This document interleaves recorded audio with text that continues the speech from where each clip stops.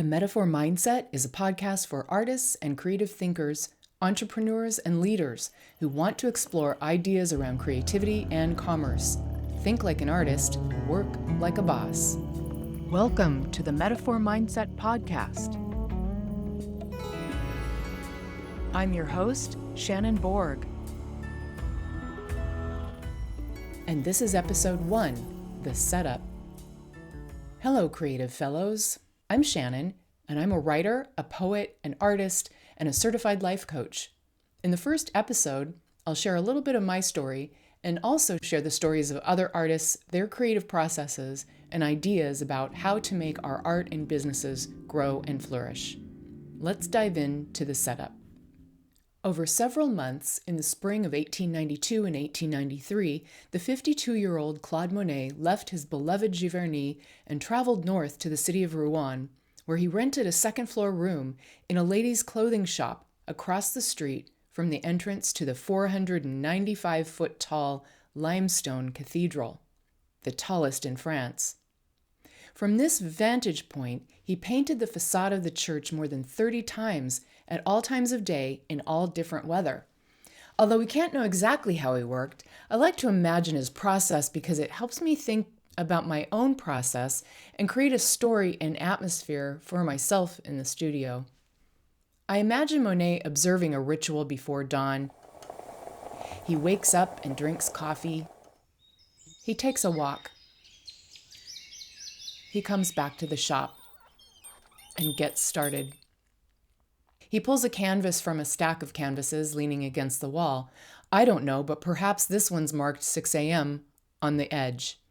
He places it onto his easel and looks out the window at the cathedral, at the light, the atmosphere between him and the edifice, what he called the envelope that encompasses the artist, the object, and the light and weather in between. Monet mixes his paints. This early, it's blue and lavender to peach, a slate gray of the stone where it falls away to the ground. He works quickly over the whole canvas, finding the light and placing it, looking out the window at the teardrop-shaped doorway with all of its facets carved into the stone like stained glass or a jewel. At 7 o'clock, he puts the 6 o'clock canvas away. The light has changed, and chooses another, one he worked on yesterday at this time, placing it on his easel and adjusts his paints. Now the light is peachier and more pink. On this canvas, he works with more contrast, deeper shadows as the light stretches across the stone. When the light changes again, he pulls the next canvas, adjusts his paints towards gold and orange as the sun rises above the cathedral, stretching its light across the full face of the doorway and the walls. This is the setup. As artists, we prepare. We think ahead. We hold our hands up to frame the scene. We gather our paints, our materials. We squeeze out just what we need so we don't waste anything, but we also make sure we have enough so we're not caught wanting. We gather brushes, we wait for the light. When everything's in place, you feel a sense of calm. Whether you're a photographer, a potter, a dancer, an actor, there's that moment before you start when you take a breath and begin. As artists, the setup is everything.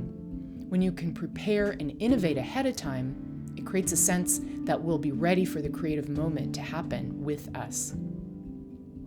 But with business, we often don't see it that way. We feel confounded and think, I'm not good at business, I'm not good at numbers, I'm not good at technology. If you're struggling with this confusion, remember, you're not alone. All artists have thoughts about how they work, and everyone has issues around something in their life or their business. Monet had a lot of anxiety. Michael Howard, in his Encyclopedia of Impressionism, writes, as always, the pictures gave him intense difficulties, which threw him into despair. Had vivid nightmares of the cathedral in various colors, pink, blue, and yellow, falling upon him. And Monet wrote, things don't advance very steadily, primarily because each day I discover something I hadn't seen the day before. In the end, I am trying to do the impossible.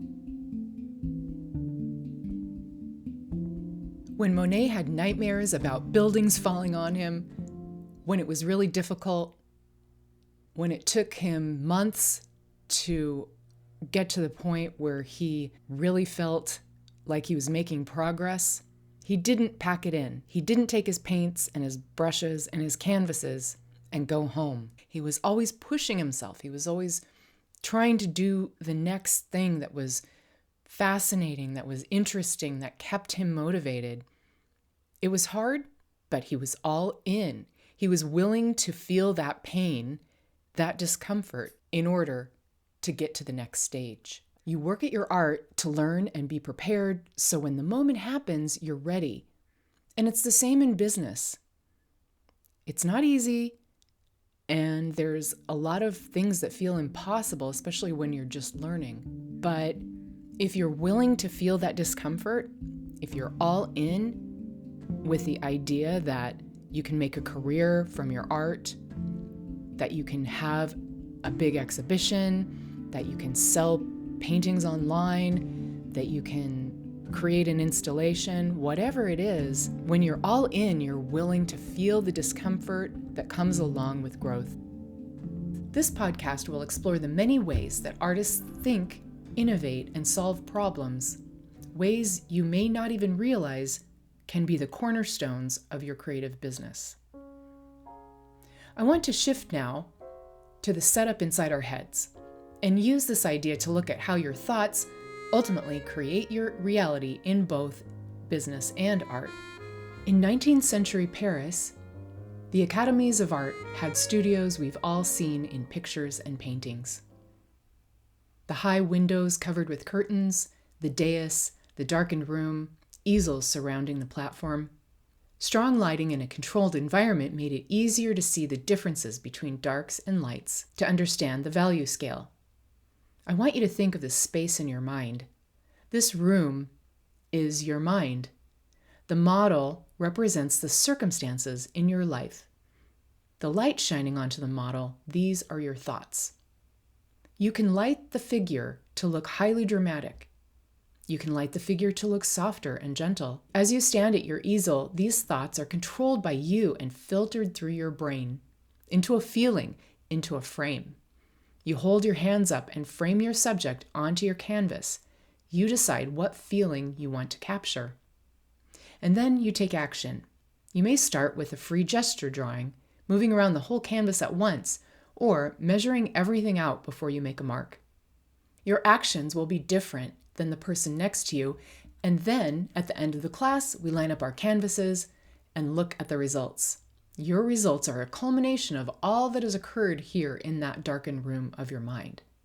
And believe me, that darkened room of my mind was pretty dark. When I first decided I wanted to paint, I had to do it in my own home with nobody looking. I had a lot of fear and apprehension about the whole thing. I look back on it and just wonder why it was so dramatic. But really, it had been a desire that had been in my life for many years. I studied art history on my own. I studied painters. I went to galleries. I went to museums all the time. It was really a huge part of my life. But every time I tried to take an art class or draw on my own, I just felt like it was awful. So I kept trying here and there to take classes, but I really needed to finally come to the mindset that it was okay to be awful. As a child, I had wanted to draw and paint, but I really didn't like the marks I made. I really felt like I wasn't any good, like I didn't have talent. And when I wrote things, I was praised for it. It came a lot easier. So I went down that road. Who doesn't like to get praised? Who doesn't like good feedback? In art, I just felt like I was so far from anything that I really wanted to do that maybe I was just better observing instead of trying to do it myself. It wasn't until I turned 50 that I made the decision to become an artist. Not to just try to paint, try to draw, but really put all my effort into following this dream. I lived on an island. I still do. And there weren't art classes around. So what I decided was I'll go to the library, check out all the books, learn what they have to say, and see how far I can get on my own. So that's what I did. The poet Anais Nin said, "And then the day came when the risk to remain tight in the bud was more painful than the risk it took to blossom." I definitely felt like that. I lived near an oyster farm, and I had been involved in the food and wine business, and I loved oysters, and I collected the little oyster shells, and I loved to walk on the beach. So I thought, I'm going to start to draw oyster shells. They have to be easy, much easier than the figure. So I did, and as I drew them and tried to make very simple drawings, I realized, of course, how complex and interesting they are. And as I moved along on this path of drawing little tiny shells and bigger shells and barnacles and kind of going into the structure of these objects, these little creatures, I became so fascinated with them that I quit worrying about how good my drawings were. And then I decided to start painting them. So I checked out every book in the library and I went through all the exercises that were there. One of my favorite books that I checked out was by Jose Paramon, full of pictures from the 1970s. But it was really a great primer on the basics of painting. And also I loved how Jose had all of these little paragraphs about, now is the time to step back and look at your painting. Now is the time to have a cigarette and a cup of coffee and relax and enjoy what you're doing. So when I was reading these books, I really started to relax and just enjoy the process. I love Jose. He was my first painting teacher. So as I looked around for classes to take, it was really difficult to find any in my region. Finally, I found Gage Academy in Seattle, and I applied to go to the Studio Arts Intensive program. The planets would have to align. I had a full-time job, and I was planning to quit my job and go to Seattle to study art. So I saved my pennies, and when I got to a certain amount of money, I think it was $20,000 in my bank account, I quit my job. My brother luckily had a little condo in Seattle that I could stay in. He was in another country, and that condo had been being worked on. It had drywall all over the place. A friend of mine was staying there on and off, so I really kind of had to put that in motion to get that finished up, to get my friend to get his stuff out of there. And then I would drive down to Seattle, which meant taking a ferry and then a 2-hour drive. I drove down every weekend, stayed for the classes, and then came back. And also I set up a monitor position where they would have a monitor in each class. I applied for that, and that meant that my tuition was half as much. So that was really cool. With all of these planets aligning, this 2-year process began. I really only planned to go for a year for Studio Arts Intensive, and I did that process. I took printmaking and drawing and oil painting and sculpture and color theory and all of these different classes. It was amazing. And at the end of the year, I, of course, realized that I just wanted more. So I applied to enter an atelier, the Trowbridge Atelier, with my mentor, Kimberly Trowbridge, and I got in. And I was the monitor for that class too. Every single step along this way was excruciatingly painful. But also, it was amazing. It was like I was determined to not only try to paint, draw here and there, I still felt like I couldn't draw or paint, but I just wanted to live this life. So I just kept barreling ahead. I was willing to feel the pain that was going to take me to the next stage. And when I got down into my first classes at Gage, I was confronted with my own thoughts, with that dark room of my mind. And wow, why am I doing this? I can't draw, I can't paint. Everybody here is so much better than me. What is the point of all of this? I don't have any money, I'll never make money. All these terrible thoughts. But my desire to be an artist really pushed me past that. It was so strong, coming from my long-held thought since I was a child that I am meant to be an artist.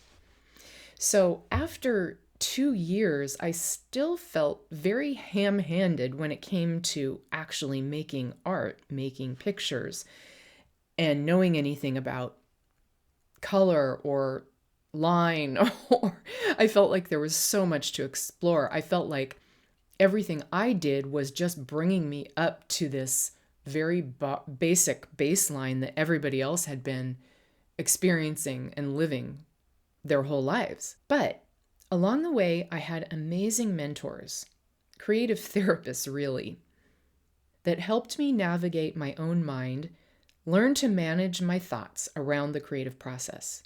When I started, the gap between where I was and where I knew I wanted to be was so huge. So I started to rely on this idea of baby steps and breakthroughs. Every day in class, I would have a baby step. I would just take the baby steps. I would just set things up like my teacher said. I would just try to draw what I saw.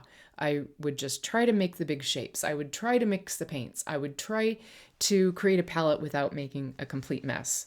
Some days it worked and some days it didn't.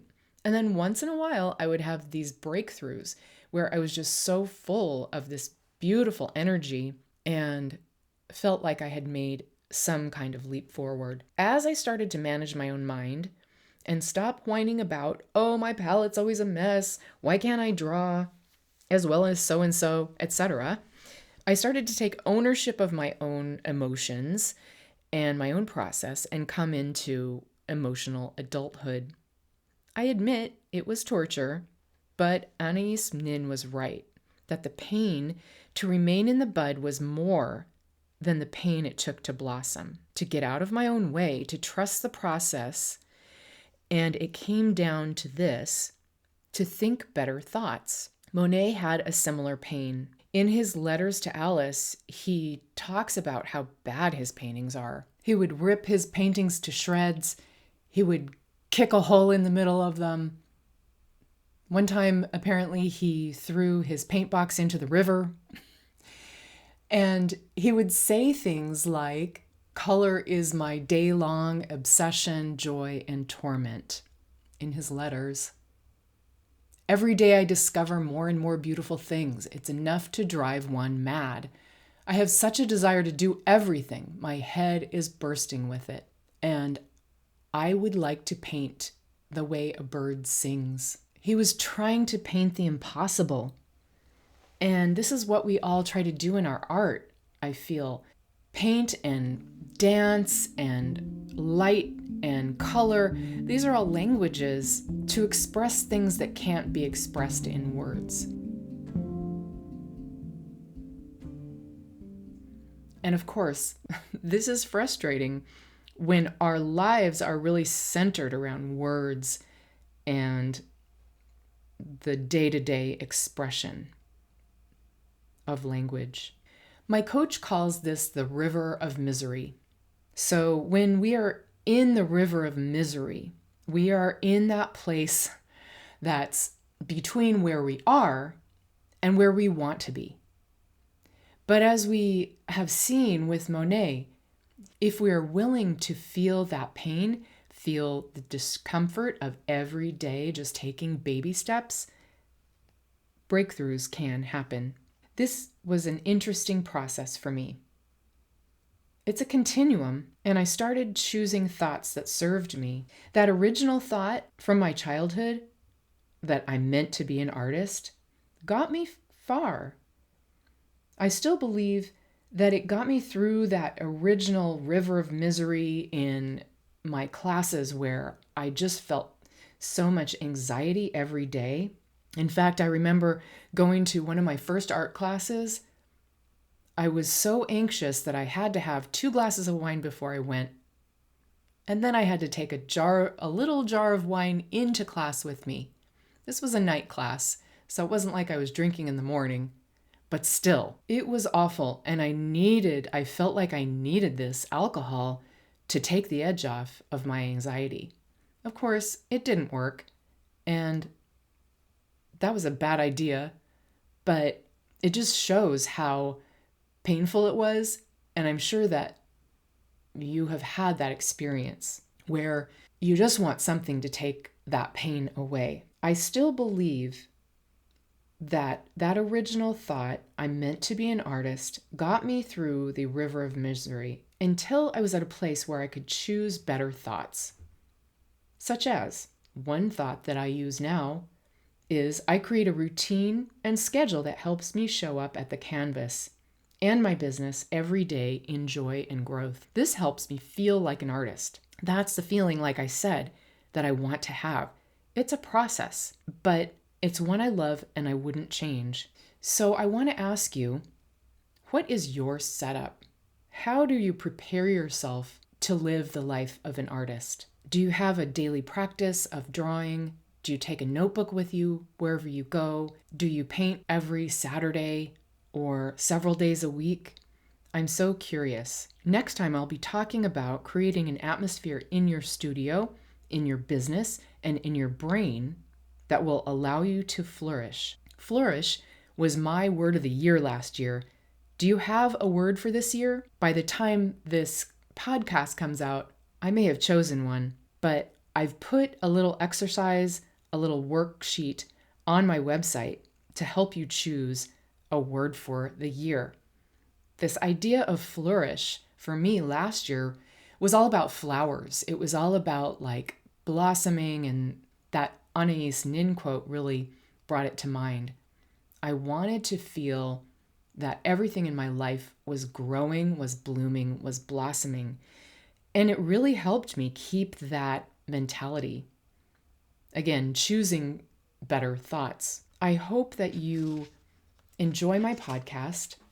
I hope that you found something interesting and fun here. And I'd like to thank Claude Monet for all of his amazing work. And even though he said, I'm not performing miracles, I'm using up and wasting a lot of paint, and sometimes he was able to choose better thoughts, like, I perhaps owe having become a painter to flowers, or the richness I achieve comes from nature, the source of my inspiration. I just want you to know that you're not alone. As a coach to artists, I help you to choose better thoughts, to look at your thoughts and take stock and think about how they're serving you. I help artists set goals and think about your business as a whole, whether you want to start one or whether you are growing an existing art business. I coach one-on-one, and I would love to talk to you if you feel like now is the time to explore a new way to grow. Have a great week. Keep painting, keep making art, keep trying new things in your business, and I will see you next week. If you're an artist who wants to sell and market your work more effectively, join us in the Metaphor Mindset Studio, an online program for artists who want to love their business as much as they love their art.